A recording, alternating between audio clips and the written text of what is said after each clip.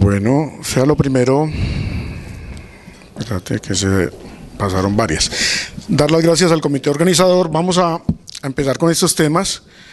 La ruptura prematura de membrana sigue siendo un problema, digámoslo así, de salud pública, debido a que, como vamos a ver en las diapositivas que siguen, el diagnóstico de la ruptura de membrana sigue siendo clínico, pero siempre habrá una parte que no la podemos hacer fácilmente el diagnóstico, y lo cual el sistema de salud, la paciente y el médico entran en un conflicto bastante grande. Todos conocemos la definición de ruptura prematura de membranas. Es la ruptura que se presenta al menos una hora antes de que inicie el trabajo de parto, y el problema es cuando esto ocurre muy lejos del término. El término previables es variable en algunos artículos, depende del país y dependiendo de los resultados y dependiendo de qué se quiere con esos bebés. Como hay unos grupos que han subido el término previable a las 26 semanas debido a los resultados neurológicos que obtienen. La otra es la que son lejos del término, que son la mayoría, que son las pacientes menores de 32 semanas, y las que son rupturas muy cerca al término, que afortunadamente no tienen, digámoslo así, tanto problema diagnóstico y sobre todo en las decisiones clínicas. La ruptura prematura, sin embargo, ocurre en el 8 al 10% de las gestaciones, pero aporta el 18 al 20%, está asociado a las muertes perinatales, dando un problema muy grave en estas unidades. El 60 al 70% todos conocemos que arrancan un trabajo de parto espontáneo, hágase o no se haga ninguna terapia. Por eso entonces el 30 al 40% de los partos pretérminos están asociados a ruptura prematura de membranas, dando el problema de la prematuridad que está asociado a la morbimortalidad extrema en estos pacientes. Como dijimos previamente, la infección, los riesgos que se someten la madre y el feto cuando tienen el diagnóstico claro de ruptura de membranas son estos que ustedes conocen y todos lo saben: infección materna, infección fetal, el prolapso de cordón, la prematuridad con la enfermedad de membrana hialina, las anomalías esqueléticas y las cesáreas. La paciente se deberá someter a todos estos exámenes, todos o la mayoría, incurriendo en gastos, costos y riesgos para ella y su bebé. Y desafortunadamente es mayor el problema cuando, digámoslo así, la ruptura de membrana no es el diagnóstico, y es un diagnóstico erróneo. Siempre se nos ha informado, nos enseñaron estos factores de riesgo para la ruptura prematura de membrana. Sin embargo, en publicaciones recientes se ha aclarado de que las tres causas principales de ruptura prematura de membranas son el parto pretérmino, la fibronectina fetal elevada y el cervix corto como factores de riesgo. Algunos trabajos todavía discuten el tabaquismo y algunos incluso la cafeína. Estas enfermedades extremas de problemas del colágeno, de los 11 tipos de Ehlers-Danlos, solamente estos tres son los que están implicados en parto prematuro o en aborto en esas cantidades. Esto también se ha asociado como factor de riesgo la deficiencia y la anemia, la desnutrición y la deficiencia de estos factores de nutrición que están muy asociados a las metaloproteinasas. El amnios, a pesar de que es más delgado que el corion, sin embargo, tiene una fuerza tensil. Estas dos membranas que tiene el feto hacen un equilibrio muy grande en esas sustancias que la forman por inhibidores tisulares de las metaloproteinasas y con activadores. Ese equilibrio, cuando se rompe, es donde se produce la ruptura prematura de membranas, y se han hecho bastantes estudios tratando de mirar en qué punto y qué tan lejos en estas membranas se puede encontrar la diferencia de las concentraciones de esta activación de la cascada del plasminógeno. Para hablar brevemente del líquido amniótico, uno de los problemas y por lo cual, digamos, no sirvió el hacer amnioinfusión a estas pacientes con membranas rotas es la pérdida de la presión. El líquido amniótico tiene una presión entre 1 y 14 milímetros de mercurio, por más líquido que le pongamos al bebé, se haga la reposición, desafortunadamente no vamos a tener el aumento en el alvéolo de esa presión, y eso hará que siempre el líquido que se produce en el alvéolo va a salir posteriormente.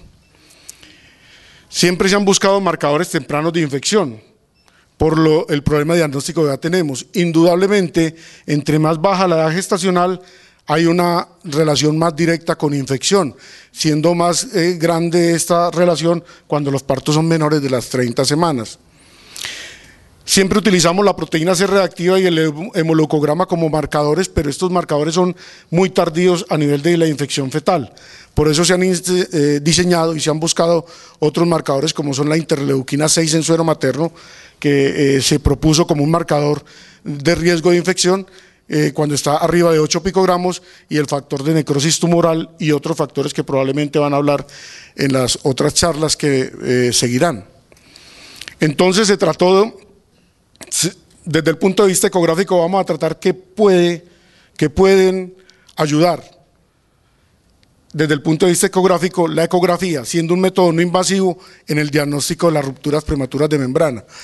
En el bloque anterior, si algunos de ustedes estuvieron, este trabajo del doctor Romero, el doctor Jimmy Espinosa, donde tomaron pacientes, y quiero ser muy claro, son pacientes de alto riesgo de parto prematuro, muchas de ellas con el antecedente de parto prematuro en gestaciones anteriores, donde excluyen parto prematuro, gestación múltiple y anomalías fetales con placenta previa para evitar el falso SLOSH.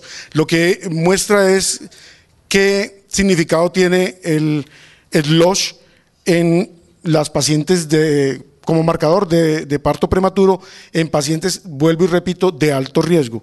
Indudablemente se encontró que el SLOSH es un marcador independiente muy importante para encontrar pacientes con alto riesgo, y a nivel de lo que como lo hablaron ahora en infección en parto prematuro, pero también en membranas rotas, con una P que es significativa.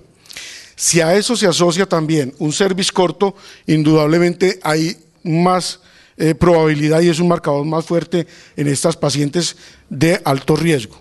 En este trabajo se llega a la conclusión de que el SLOSH es un marcador que, si está asociado a esta combinación en pacientes entre 28 y 32 semanas, son bastante importantes. Desde el punto de vista ecográfico, entonces eso podría ayudar un poco, pero con las salvedades que hicimos en la discusión en el bloque anterior sobre el SLOSH. El ver las membranas separadas, como se pueden ver en algunos gemelares, como este gemelar BB, esto no es posible en el embarazo único. Estos autores han hecho un estudio bastante interesante con pacientes con membranas que tienen ruptura espontánea y otras pacientes que se le hace ruptura iatrogénica y posteriormente terminan en cesárea y en parto, y examinan la placenta, encontrando cómo el porcentaje y la superficie de extensión de separación entre estas membranas es muy diferente. O sea, cuando se rompen las membranas es porque tiene un proceso lento de separación por esas cascadas que hablamos de las metaloproteinasas. Sigue siendo el diagnóstico de membranas rotas un diagnóstico clínico, pero en ese 15% que nos queda faltando empiezan los problemas, ya que la ecografía no es una buena ayuda. Solamente en el 5 o entre el 5 y el 44% puede haber una evidencia de oligoamnios, y cuando hablamos de oligoamnios, miren los problemas que tenemos con los puntos de corte. Hay diferentes puntos de corte que se han hecho en trabajos y se ha quedado más que todo en un hila de 5 y el bolsillo vertical mayor de 2. Se deben tomar idealmente 3 medidas, y el problema que tienen estas medidas que tienen variación intra e interobservador muy grandes. Es una evaluación a veces subjetiva, y algunos hablan de que la medida de los 4 cuadrantes es muy buena para documentar el líquido que es normal, o si tenemos polidramnios, y que el bolsillo vertical mayor o menor de 2 centímetros sería un mejor parámetro para medir el oligoamnios. Miren el problema que tenemos con las curvas. Estas son la comparación del percentil 5 del líquido amniótico en 4 curvas diferentes, y pueden ver cómo los puntos de corte son diferentes.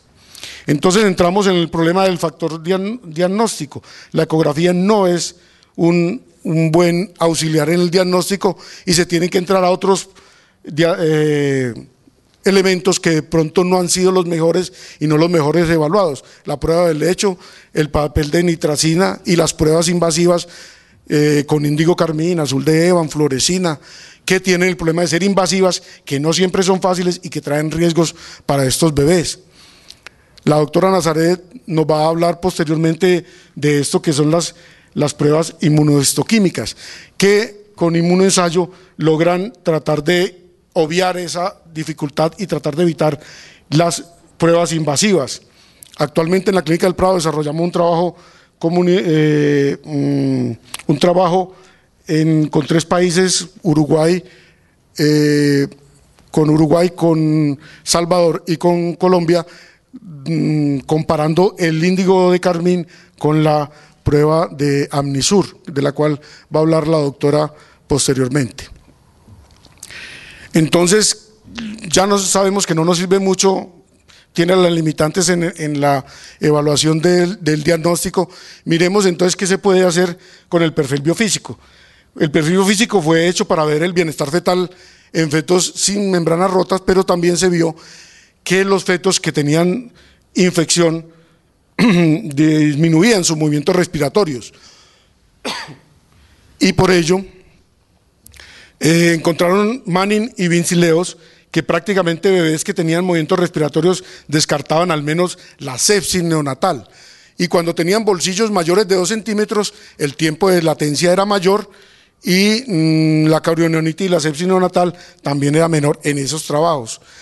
Y hablaron de que, recuerden que en Vincileos trabaja con un puntaje de 1 para la prueba indeterminada, por eso él habla de menores de 7 puntos, era donde más se encontraba problemas infecciosos en estos fetos. Cuando tenemos un perfil biofísico arriba de 8 puntos, la infección neonatal relativamente es baja. ¿Por qué se produce esa disminución del NST y del perfil biofísico? Es porque la interleuquina 1 y el factor de necrosis tumoral producido por los macrófagos afectan a los bebés, pero desafortunadamente tanto eso como la pérdida del tono, los movimientos corporales, son unos cambios ya muy tardíos. Entonces, el doctor Rizzo desde 1998 ha tratado de encontrar el pronóstico de estos fetos y a ver si la ecografía nos podía ayudar en algo, si el pronóstico de la longitud cervical nos puede ayudar en el resultado de estos embarazos. Habla del índice cervical, que es la longitud de infundibulización más 1 dividido por la longitud cervical, algo más complicado de lo que hacemos actualmente con simplemente la longitud cervical, y encuentra que indudablemente el periodo de latencia es un poco mayor, pero miren que no es una diferencia muy significativa, pero él dice que en los trabajos de Nelson hablan de que el hecho de lograr prolongar la vida de un bebé intrauterino durante una semana disminuye la morbimortalidad en un 10%. Encontró muy buena correlación del índice cervical con la interleuquina 6. Ya muchos trabajos hablaban de la morbilidad que puede tener el oligoamnios en estos pacientes con ruptura prematura de membranas. Hablan de que un bolsillo menor de 1 por 14 días en menores de 25 semanas en este trabajo se asocia a un 90% de morbilidad perinatal. Otro grupo toma como punto de corte con estas mismas pacientes que se les hace el mismo tratamiento con antibiótico amplio espectro y maduración, a ver si la enumeración de Vincileos era cierta o no. Entonces tomaron el punto de corte de Lila de 5 centímetros, encontrando que el periodo, los bebés que tenían mayor volumen residual de 5 centímetros, habían un mayor periodo de latencia, menor riesgo de infección neonatal y menos cesáreas por estado fetal crítico, con menos infecciones tanto de corionitis como endometritis. En este otro trabajo publican sobre el volumen residual combinando tanto el hila como el bolsillo mayor vertical y encuentran que sí, que la latencia es mayor, que hay menor síndrome de dificultad respiratoria, pero en ese trabajo no pueden asociar eso a que eso nos puede dar el pronóstico para sepsis y para neumonía en esos bebés. Y ellos dicen que el oligoamnios no debe ser considerado como un parámetro para decidir qué pacientes se le hace manejo conservador o no. Y el otro trabajo del doctor Romero con un grupo coreano, donde hacen son pacientes que van a ser llevadas a cesárea y le hacen previamente amniocentesis y una medición del líquido amniótico. Se busca micoplasma, anaerobios y anaerobios, y tratan de hacer la diferencia entre infección, inflamación y el cultivo pues positivo. Hablan de que inflamaciones son los fetos que tienen la metaloproteinasa número 8 arriba de 23 nanogramos por mililitro, y los dividen en estos 3 grupos y encuentran de que si bien los cultivos los ILA menor de 5 está asociado a mayores cultivos positivos, cuando el líquido es mayor de 5 no nos hace una buena diferenciación entre los bebés que tienen membranas rotas, tienen mucho líquido, tienen infección o no tienen infección, así tengan más de 5 de ILA por cualquier método. Otros trabajos con menos publicaciones y basados en encontrar que la inducción de infección en fetos de ovejas producen disminución del tamaño tímico, han tratado de usar esta medición. Este grupo hace medición del timo por ultrasonido en estos bebés, encontrando que todos los fetos que tenían infección tenían un tamaño de timo debajo del percentil 5 en todos los casos, pero todos sabemos la dificultad que es digamos, medir un timo en semanas 28, 30, porque en semana 20 o 24, cuando estamos mirando las estructuras cardíacas, relativamente es fácil ver el timo, y con equipos de buena resolución hace una buena diferencia con el pulmón. Pero estas mediciones requieren trabajos posteriores para ver si esto es aplicable en la clínica. Otro grupo trató de demostrar que el grosor endometrial, el medir el miometrio en 4 partes diferentes, podía predecir un mayor periodo de latencia en esos fetos, encontrando que el mejor sitio es medir el fondo, y encontraron que mediciones debajo de 12 milímetros pueden asociarse con periodos de latencia menores de 12, con periodos de latencia de menos de 120 horas. Y otros grupos, ya con pacientes a término, tratan de mirar si la ecografía nos puede decir cómo es el pronóstico de parto en estas pacientes. Son trabajos, ahora que está tomando auge la ecografía en la sala de partos, donde encuentran pacientes que se les hace ecografía perineal y miden la distancia del cráneo a la piel perineal, con distancias menores de 45, no hacen salvedad por ejemplo, del índice de masa corporal de la paciente, por ejemplo, y encuentran de que indudablemente en las pacientes hay menor número de cesárea, menor número de analgesia, tiempo de trabajo de parto y pH en la arteria umbilical. Ya para terminar, lo que sí nos puede ayudar mucho en un futuro, luego de que se estandarice la técnica y salgamos de algunas discusiones que se las voy a mencionar, el T-Index, que fue diseñado en 1996 para hacer la evaluación en corazón de adulto, desde el 2005-2006 hay muchos trabajos donde se extrapola al feto. Lo que hace es medir los cambios en el llenado pasivo ventricular y los cambios en la contracción auricular en estos fetos, tratando de encontrar cambios tempranos. Los problemas para aplicar el T-índice es que el shock séptico es diferente en el adulto que en los fetos. Los fetos, el ventrículo derecho bombea a un corazón, a un pulmón que no está inflado, y por eso la hipotensión sistémica solo se presenta en los fetos, sino en periodos ya prácticamente premortem. Con estos estudios se ha logrado comprender que los fetos que no compensan por el endurecimiento del ventrículo, que no logra bombear adecuadamente a esos fetos, a esos cerebros, es lo que hace, es uno de los principales factores para que el feto desarrolle la leucomalacia periventricular. Entonces, el T-índice todavía no nos puede ayudar, hay discusión si se hace más en el lado derecho, más en el lado izquierdo, si se combinan o no, y todavía hay la duda si sirve en fetos con inflamación o en fetos de distinguir los fetos que tienen solamente infección de inflamación. Y a raíz de esto se ha intentado hacer el tratamiento con factores inmunológicos que bloquean, por ejemplo, el factor de necrosis tumoral, que ya se está utilizando en algunos fetos. Ya para terminar, como dije, solamente mencionar la ruptura iatrogénica de membranas que podemos realizar en los procedimientos que hacemos diariamente.